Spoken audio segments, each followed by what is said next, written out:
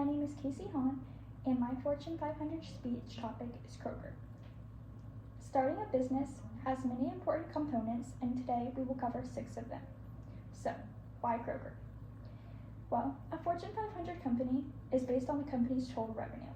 Kroger is ranked 27th out of the Fortune 500 list because it still falls behind bigger competitors like Walmart and Amazon. I chose Kroger for this project for a couple of different reasons.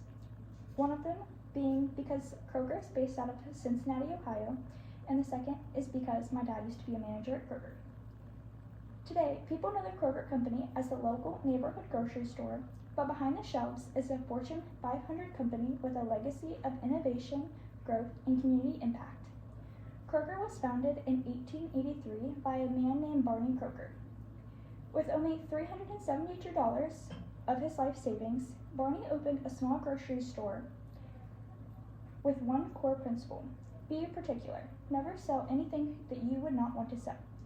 Kroger has grown from a single storefront into a network of nearly 2,700 stores across 35 states, employing over 420,000 associates. One of Kroger's greatest strengths is its willingness to evolve. In 1901, it was one of the first chains to have its own bakery and meat departments inside the store, concepts that we see everywhere today and we take for granted. In one of the early days of Kroger's, Mr. Barney would ride around on his horse named Dan and carriage, delivering food to his neighbors. Some of the major products and services Kroger offers includes food production, fuel centers, and pharmacies. Kroger also focuses on foundations and sponsors for support. Its Zero Hunger, Zero Waste initiative aids to end hunger in communities and eliminate waste companies wide by this year. Kroger donates millions of pounds of food annually and works on reducing carbon emissions over their supply chain. In a time where sustainability matters more than ever, Kroger is working to be a part of the solution. They also operate numerous pharmacies that serve 17 million patients annually, me being one of them. They operate over 1,000 different gas stations in 16 states and let people earn Kroger fuel points to save money.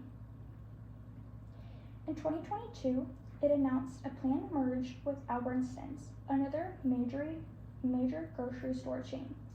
If approved, it would create a retail giant with over 5,000 stores. Even though this topic is still up for debate, this deal shows that Kroger's ambitions to stay competitive against companies like Walmart, Amazon, and Costco. The CEO of Kroger was recently replaced, and now it's Ronald Sargent, who has been a dedicated member of Kroger for over 10 years. Their strategic team consists of men and women, and it's a strong team of 5. Kroger's mission statement is to feed the human spirit and to make sure no one goes hungry.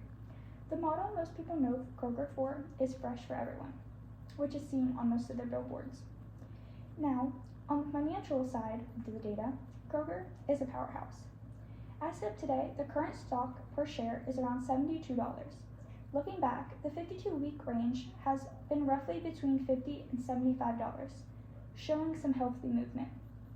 Over the past 5 years, Kroger's profits have been pretty solid, consistently in the $1 to $2 billion range annually. The stability is a big deal in the competitive grocery market. Talking dividends and capital markets, Kroger has a history of paying dividends, which is always attractive to investors.